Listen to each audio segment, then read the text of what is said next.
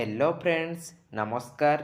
पवित्र शिशु दिवस उपलक्षे मोर समस्त शिशु भाई भौणी मानंकु हार्दिक शुभेच्छा एवं शुभकामना।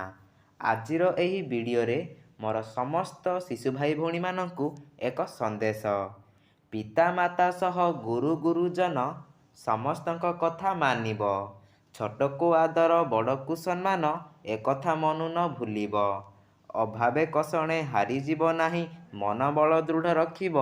अन्याय अनीति अत्याचार हेले साहसर सह लढ़िब। वर्तमान शिशु दिवसर इतिहास विषय जानिबा।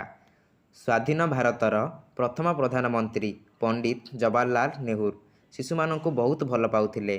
तांक मतरे जदि आमे वर्तमानर शिशुमानंक उपयुक्त जत्न नहीं तांकु उचित मार्गरे नेबा तेबे आमे एक सुंदर भारतर परिकल्पना करिपरिबा।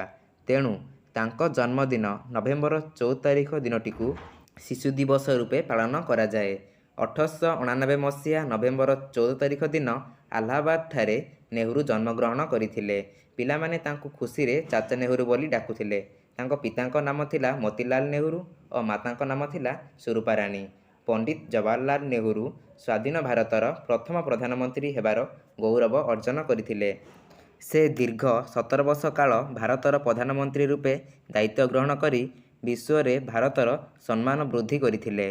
भारत रे 1964 मसीहा ठारू प्रतिवर्ष नवेम्बर मास 14 तारिख दिनटिकु शिशु दिवस रूपे पालन करा जाए।